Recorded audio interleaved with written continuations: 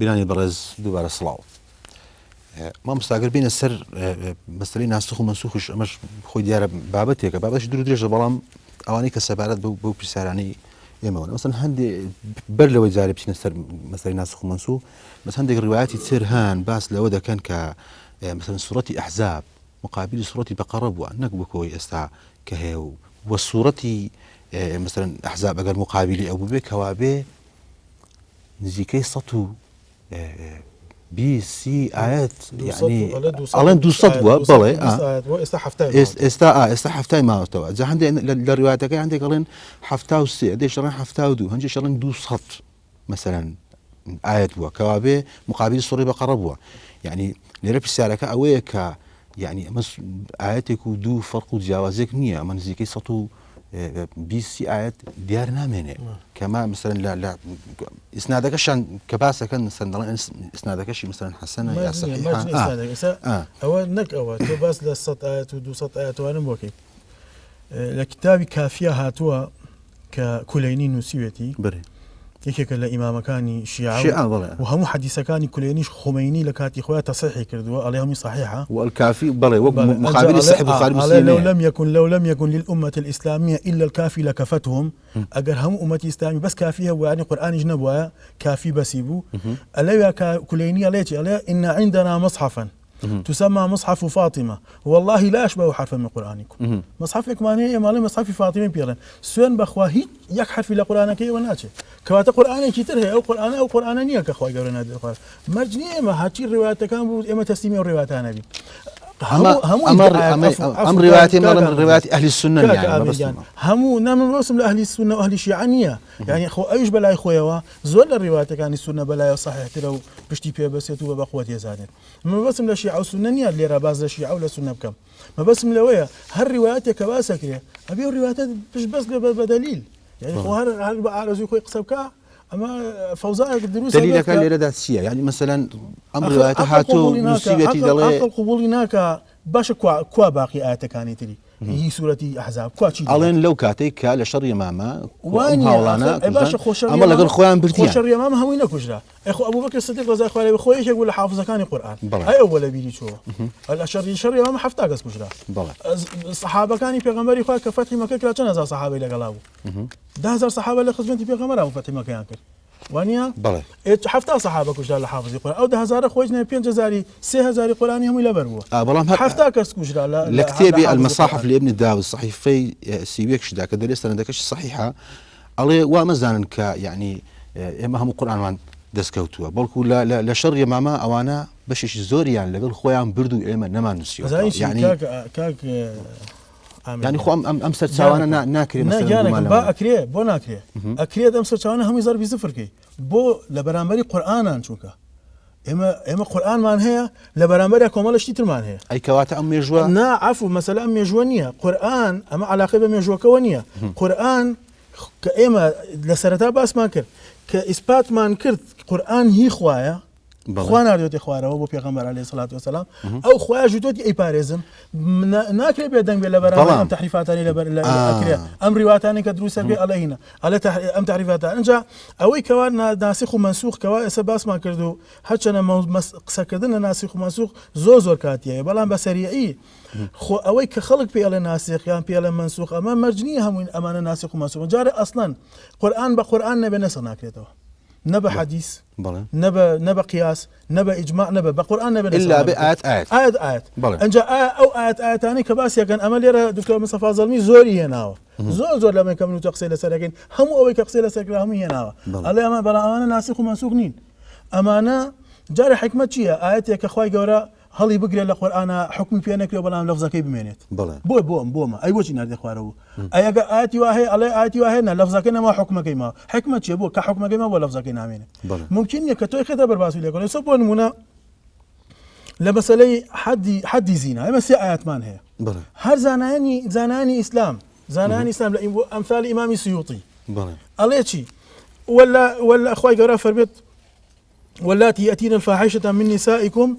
فاستشهدوا عليهن 4 منكم فإن شهدوا فأمسكوهن في البيوت حتى يتوفاهن الموت أو يجعل الله لهن سبيلا أواني كوا فاحشاكن كاري خراباكن لا افرتان واللاتي اتينا فاحشة من نسائكم لا افرتكاني ايوه شوار شايت يهو لسري شيان ليبكن فامسكوهن في البيوت حتى بيان لمالوا بيان هي الله حتى امرا يان او يجعل الله لهن سبيلا ياخذ خوي قورا سبيلا كان سبيلا كان الله ام ايات النسخ وتوبتي واللذان ياتيان منكم فآذوهما فان تابا واصلحا فاجره على الله وزام كوتاي اياتك غلط النكذب بلى اوانيك ام كاراكن ازيت يامبن تحديد الجوري ازيتكين كردوه يعني عقوبيك تعزيري هتا چیەکەن هەتا تەوبەکەن و چاکەکارە بن ئەو کاتە خۆی گەورە لیان خۆشە بێت بەڵام ئەلەن ئەمەش عەفو ئەلەن ئەمەش نەسخ بۆتە بە ئاەتی چی الزانیة والزانی فەجلیدوا كل واحد منهما 100 جلدة کوڕی زیناکەر و کچی زیناکەر 100 جەڵدیان لێبن ئەی ئەگەر پیا و یا ژن یانی شووی کردو یا ژنی نابوو ئەویش چییە ڕەجم کرێ ئەلەن ئەمانە بەمە ئاەتی ئەوەی ڕەجمەکەش ئەلێن ڕیواتێکە کە ئیسەر لەوات چێتۆ ئەو پرسیارم لێ بکەی عومەر کوڕ خەتاوە لە قورئان بوو أما الرواياتك أما تنها ستساويش إسلامي بس لو نعرف يعني مثلا كومل ستساوي مسألة رجم جار سببين استحليلي أمس آياتش بكين بو أويتر هرشي اشتيكي ترهيا بما كوتايف يعني همو لمها وشيوي أمان مسألة واللاتي يأتينا الفاحشة ممكن نية أي بو شيء بو نسخ بو يعني بو أي بو كإشي بيناك شيء على القرآن أمي ترك إشي بيناك بلام كزانيان ورد لي أكو نواني لروي زمانواني لروي حقيقتي فعلك إيشك بمشي ويات شوك أما شيء أما عام وتخصيص كريت اشتيك بعام دعاء يقدر تخصيص كراوة يا مطلقة مقيدة كرا يا مجملة تقييد كرا بمشي ويا هين بيانك مجملة بيانك أفرمنشي واللاتي أو آتكي كم جار خود مانك أبو واللاتي يأتينا الفاحشة من نسائكم فاستشهدوا علينا 4 أما الله بوشيا تماشاك واللاتي يأتينا أما بس لنا وآفرتان خويانا من بداول يبدنو أبي تشوك أم برنامج ببيوري أبي بس براشكاون اشتكاملي كارجي أفرد لقل أفرد ممارسة جنسية لقل لبيني خويانا كأيكن أما بيوتي سحاق لزماني عربية الآيات يكم تعبت بووا تشوك أفرميتي واللاتي لاتي ممكن يبوك شكر بكاري بالزمان عربية بس بو أفرتان بكاريت واللاتي يأتينا الفاحشة من نسائكم جادو بادي شغادة لجنا كان يعني لنا أخويانا كأو كردوان كر حكم كيان شيا لما لو بيان هي الله حتى وكو أمرن يا تا شيا به يا تا خوا سبيل يا مقدر سبيلك شيا يعني زواج تا شيا شيء بده أنا شو كان وي أو كاتا غريزي سكسي خويان تيركن بشوازك حلالو باش بو شوازك خوي جورا دیاری کردو بۆ مرۆڤایەتی ئەمە ئاەتی یەکەم کاتە منسوخ نییە لەو کاتەوە هاتۆتە خوارەوە هەتا ئێستا و هەتا دنیاش کۆتایی پێێت ئەمە ئەم حکومە ئەبێ ئیشی پێ بکرێت ئەمە حکمی ڕەجم نییە ئێستا مەسەر ئیجازەم بە ئەمە حکمی سەحاقە ئەوەی دووەمیان واللەذانی یەتیانیا منکم ئەمەیان بۆ کوڕ لەگەڵ کوڕە لیوات یعنی عملي قومي يعني رزم جواز لليداني مثلا تو بس بلامك يا نسري اما حكم يدوم بولي واطا اما يسم الزانية والزاني اما بيني كروكتا زنا لقال ترياب كان اما حكمك ايشيا جلده اما انا بقران ثابت هو بلى او الرجم بفعل پیغمبر عليه الصلاه والسلام بفعل بكرداوي پیغمبر عليه الصلاه والسلام ثابت هو بلى لسردمي پیغمبر الروايات مان هي مسألة غامدية كلكاتك اعتراف بزناكات پیغمبر عليه الصلاة والسلام حكم الدواء أوي كوا يعني شان جاي كم جاء پیغمبر عليه الصلاة والسلام بشتي ليالكات وجوينات لعلك قبلت لعلك شيء أمانة ولو أشت وزنان كردبه اشتباه كردبه ما شو كردبه أما على نخ پیغمبر أوسكيش معه أما دور من الله كوبه من الله كي بيتوا اليوم من الله كي على دور خواردني بري أتاوكو لشيء بريتان أروات بيتوا يعني أما ده سورة لست توبة كي پیغمبر عليه الصلاة والسلام حكم كشتميات ولا رجم ممكن مسألة الرجم خوي أساسي خويا ثابتة بفعل پیغمبر عليه الصلاة والسلام نقب آيات كل قرآن ونسخ بيتواني كحكم كي هرهيا بولا قرآن أنا ما كواتا مسألة الرجم ليرة أمس آيات سالتها هل يكو تايبات بقضية كواني نك أما دوام يكمل نسخ كذبه سيام دوام نسخ كذبه أو يترهم يعني نسخ كذبه ثانية اشتوانية يا المسألة نسخ للقرآن يا بتخصيص عموما اشتيك بعام هاتو تايبتي كا أو تاخوي جرا فرمتي وعد بونونا وعد يا بنوح سلامي خوي لبي لكاتك ك بيشوي طوفان بيلا طوفان كلا سيو همو كصغر قبيو أهلك إلا أهلك بله وأنا لكاتك كراكي غرق به على شيء على إنه من أهلي خوي أو كري من أخوي إنه ليس من أهلي يعني بعام بلام تخصيصي أو كرا أهلي تونيا شو إنه عمل غير صالح ياخذ تقييد مطلقة خوي جرا فرمتي لا هندك كفارتي توانا فلا اقتحم وما فك رقبة بعامة بلام لشوني ترى شيكا أو مطلقة تقييد يا تحرير رقبة مؤمنة بلام رقنا جران هميشة أم زورة تصنيفانا أم زورة والله داناوانا أم زورة تأويلانا أم زورة مثلا حديثانا وحتى مثلا أم سورة ثانية قرآن يجدري هموي بو أوي بو خوبران نوية أجينا بو تي لا رخنا غير بسارك اللي أوي رخنا غير أوي بسارك بو بسارك اللي بسارك مجالتهم رخنا غير أوي كأوي بلا توكسنا ولا مناقشينك أخو بسارك اللي رد على أوي بسارك عليه بوني أم هم الروايات أنا كسي شبك وعمر يكوري خطاب جيجي جمان نيا أما نلا حديثك نلا كتابك مثلا درت سندين كتاب سندين ميجنوساني معتبري إسلاما دين بعض الروايات شوادة كان همو أمانش كالرواياتك بعض ده كان تو خود بتت يعني وكويك باسي أكن يعني دلن مثلا عمر يكوري خطاب خصية شواي كردوا كز نلا روجك لروجان حكم شيء قرآن نماوة أما آيات بوا لقرآن دا حكم من بي كردوا كسي أصلا ننسراوة تبع أم حكم لشيء واحد عفوا أخذ من سرتاك سكان من باسي أوم كرت بلا متى ديارة توري بحثك أخوي أول جنالم توأتي أو بي أو هلا هم جاربين مسار أو أما رواياتي أحد بقربان أما أم تصنيف كرنا عجب بس عمر يقول خطأ ميزاني بس باشا الرجمي غامدية كم كس كردي كم كس رجمي غامدية كرت بلا زور أي بو بس عمر رواياتك على ما آيات ولا قرآن أمر روايات اللي خوانها أوي نا وانيا أوي بين جودكا شيركا بو عجب بس عايشة كسي ترنيا بلا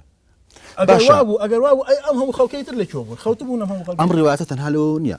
أمر روايتي سورة رجماء آية الرجماء كألم كباسي أكن لسزاري عايشة أجرنا كباسي كباسي عايشة أوي البخاري كباسي داكا كباسي داكا علي يا أوي كلباسي سورة أحزاب كان مثلا ألين أم آياتها لضمني أم سورة ثانية أبوا أو زي ما بس يعني بيجيا أو ما بس يعني بي طبعا همو أم قصانة كأكله غرزك لبشتويتي أماني سورة أحزاب يا سورة نور كوا إنكاري لبعض آيات لما أنا كمل دس أما بو همو بو أوي كوا أو اتهامي كبو دايك من عايشة هالبسترا بلين أو آياتانش عفو أو آياتانش ما بس بي أوني هروكو هانا ألين ما بس بي ماريا قبطية ما بس بي عايشانية بساركان لا أمان بويا مثلا رخنا جران همش مثلا تأكيد لسر أودا كان وبوني شتيشي وهاي لنا موجودة بو أويا يعني بلين أم آياتشي كذا إما خو مع القرآن أبارزين كخداوي وتوا للقرآن ده ضلي أما هموي بو أويا خويا يعني ببرنوا لم دسكاري كدني قرآن ده بروايان ورخنا جران كأم كلامي خدانية بو بدليلي أو بوني سن روايات شيء أوا أي سلميني كأما كلامي خدانية أما قصي بيغمبر خويتي خوي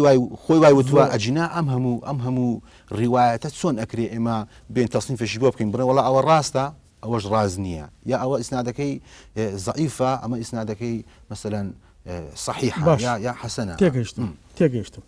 أما أنا كوا جنابتي فرميت علي قصير رخنا جرانا همو أمانة ألين أو رواياتاني كأي هينن همو أمانة ألين شيء ألين آياتي اللي در هاتوا يك روايات مو بين ولا آياتي بوزيك راو بلى يك روايات نية يك شدنات بلا بوزيك هذه بلى لا بيجومان أماني كتجاي سيقومة معنا بنيا ولا حديث الشيشة يعني في غمد ودي خالد سربي أفرمي على برسات عند الواري القرآن هبو لزيد بن ثابت كان ما ابن مسعود كان ولا عبد الله بكان لواني بكان مثلا بو نمونا دو صورة بس لدو لأن ماني دو صورته زيادوني دو صورة كان وقت اللي ابن بتسوار دري سورتي فلق ناس لمصحفكي ابن مسعود نية وتيتي أمانة وقت خوي بيغمبر وقت دعاء خوندوتيوا أما سورتي قرآن نين لمصحفكي خويا أمي ننو يعني نينوسيوا تياشيا نبوا باشا خلقاتك أم كسيش بو جاي برواج بوا خو أما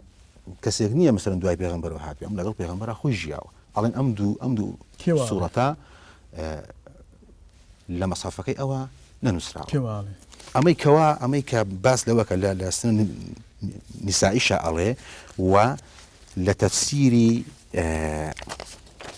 أماش تبع بيبلم أجر يكتوز سرنبوستي حديث لا إتقان في علوم القرآن إن شاء الله إمام يسلم جامع جنب لإتقان في علوم القرآن أما جب مكراوة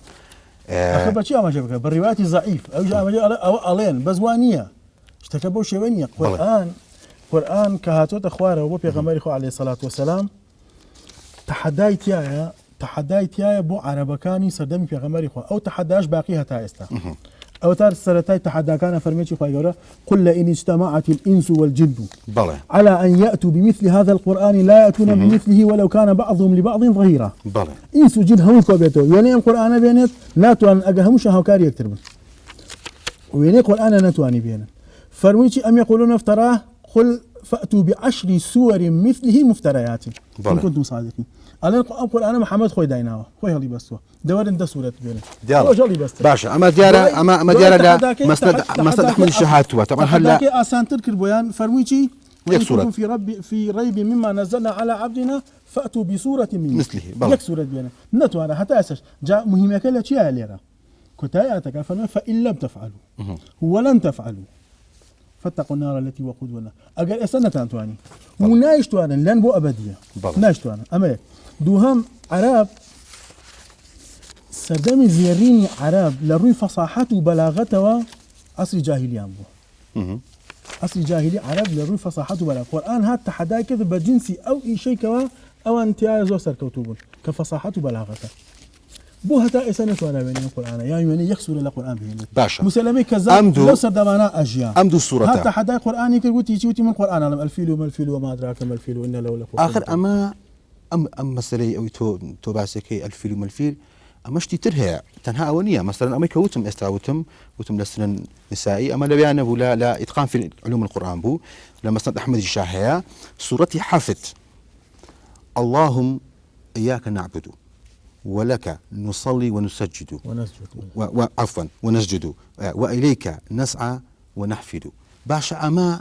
تجاوز الشيء هي لقد آيات القرآنية مثلا أما هميشة رخنا جيران مثلا أماني تكتب عبد الفادي شهات ولا مشاهات مثلا أبوي بندرانيش مثلا لما أنا آياتك تبغن دري خدا إما بشت بتودا بسينو داول اللي بردن لتودا كين مدح وصف تودا كين وباورت بيناكين أجر أما دعاء باش خسروتي فاتحة يا أوي فلاق أوي ناسقيش تتجاوز الشان هي تجاوزها جاري خوي طبيعتي القرآن شو قصي بشرنية لكاتك تو يقلا برا عربي خينا رو بلى لا برا عربي خين تاني كأجيب آيات بقرآن يوجد يكسر هستقام مشتكي كه بلى هستقام ويك أما أو قصانية كلمة بيشتري خين دواني بو أما هيك قال إعجاز بيانية كان قرآن قالوا بلاغته حتى هيك ليش تينا قاعد يعني عربي نزانه أزانك أما آيات بو أما قصي إنسانك خوي نبو وانا مقصد لقلا كم بعد لا أسناك سكام آياتك بكارينم بلى ببيع قال الله تعالى برا ما مستا لا أقل بيشتريش أماش من بوكرد يعني لكن ما مستعد تريد رزع قسم مانكر يعني قال كومولك شعري عربي تكلاوك اللي كومولك آياتي قرآني نانا بيتكسيك ليش جاناك هتوا أقل القرآن يخبو ممكن نية بتواني أما بكا يعني أزاني شيء بقربا من بوانالهم بل أمانة آياتك أمانة شعرك لو أشي أول نزانت كسيكي نخوي نوار كسيكي نزان كسيكي أما أزاني أما ليك ناتشت أم دوشت ليك ناتشت بس يا أزاني طبيعتي بقرآن خوي بوش شوية بس أزاني آخر خو أما قصية بس بدون منا أما قرآن بابا خوي هذا كلام الله يعني هزار وشوارصو سيدو صال لهجرته طبعا كيش هجرتي 16 صال 1445 صالة أم قرآن أخوين ليتوا بلى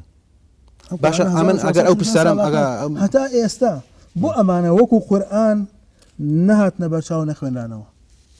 أمانة دعايا أهم دعانك لحديث بيغمر عليه الصلاة والسلام خلقي فيرك دعاء باش أما تتجاوز الشيء هو مثلا جوازي أما هالأوانية مثلا صورتي حفظني صورتي اشتيشة من هاي خلا يعني جیاوازەکە چی بوو ئەگەر بۆ بینەرانی ڕوون کەیتەوە بڵێ ئەمە جیاوازەکەی لەوەیە بوو مەسەڵەن لە ڕووی بەلاغەتەوە بوو یا لە ڕووی داڕشتنی مەسەڵەن مانا و مەجازەوە بوو لە هەموو ڕوویەکەوە وەکو بڵێ لە کاتێکا کە تۆ ئەخەتەوە لەگەڵ ئاەتێکا بیخوێنەوە سە بۆم بخوێنە لەگەڵ ئاەتێکا بیخوێنەوە مەسەڵەن بۆ نمونە من ئەمە ئەدەم بە تۆ بڕۆ مەسەڵەن تۆ ئەمە بیخوێنەرەوە وەکو ئەوەی کە نووسراوە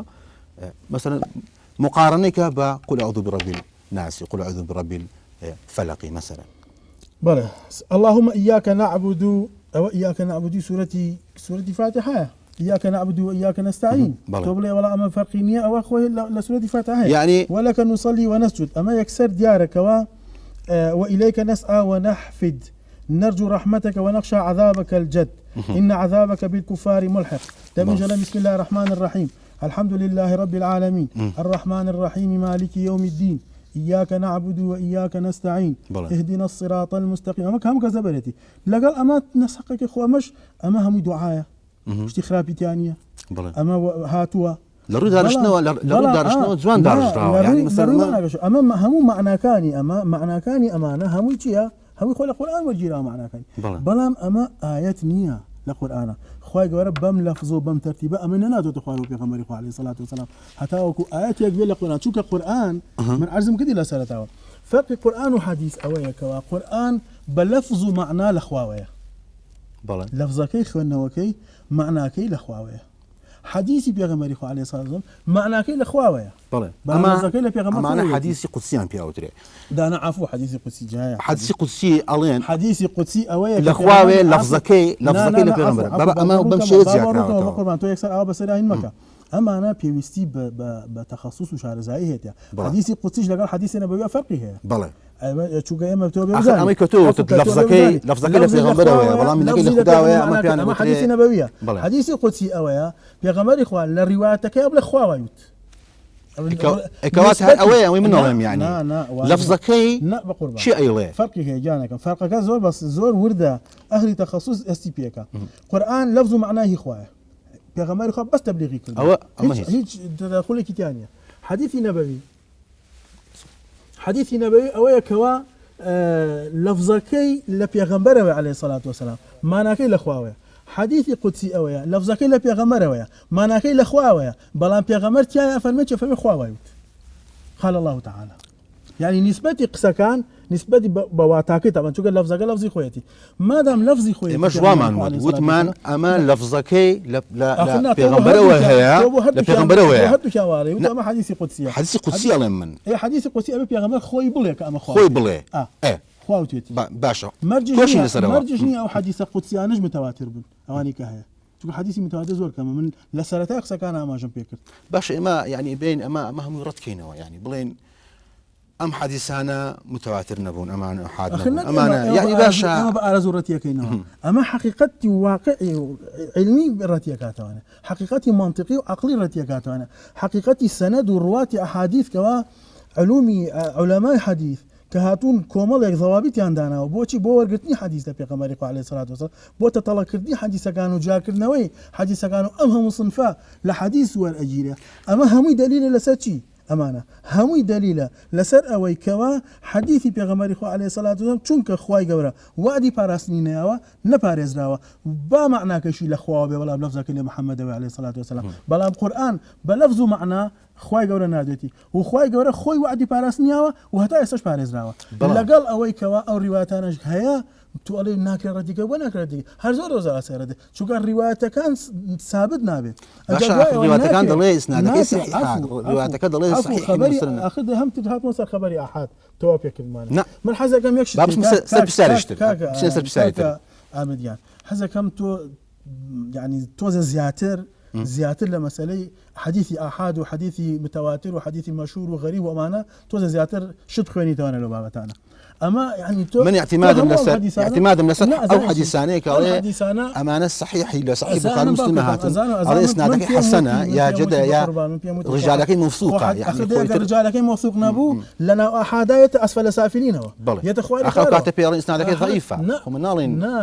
اي طبعا اخي بس الخبري احاده بلى خو حديثي موضوعي هر احاده بس هي لاسفل سافلين الاخواري خواره وهي تركه وموضوعه كاتب برنامج كمان صحيح لغيري صحيح لذاتي حسن لغيري حسن لذاتي اما انا هم انواع انا ابي ورد بيخويني دوانا بقول انجا تو بتواني حكمي بي بس هروانا بي رزم بو جنابه بقولوا فلق لا ان جانك انه انا العربيه ولا بلا بين شي كاين حديث او حديث دار ام بسالاني من اي خمر هلا بدايه شو بيموتي يعني دار امانه لا كتابي رحنا قرانا وهاتون من نقلا رخنا سيوطي يك العلماء بارز لدر المنثور هذا اتقان في علوم القرآن المصاحف اهانات اصلا هي اول يقول دبرت كده بلى حتى ايش اما براسي اما برنامج على ببيوري لواتش من دواء اتهام كلام بانواع واشكال شت طالب السيوطي بوشويه برام زي قمانا معنا طبري شيخ المؤرخين بلى يكم كزنيه كوا تاريخ نزل صالح سعودي كوتشي مردوا خوي لما قديمه قال لك من هاتشكم بيستو هنا وما مجالي أمنا بالراسور نارز ليك جاب كمان أي من بوها شيء تماشاك بابا طبريوتي ده طبريوتي نا برام طبري شا دياري كردوا ضلنا اسنادك مثلا نا طبري هاتو شيكا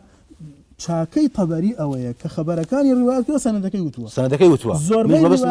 زوربي روايات كان طبري لا سندكي ضعيفه يا لو تكرو ابو مخنف ابو مخنف لهم زاناني علمي جرح وتعريف يلا كابراكي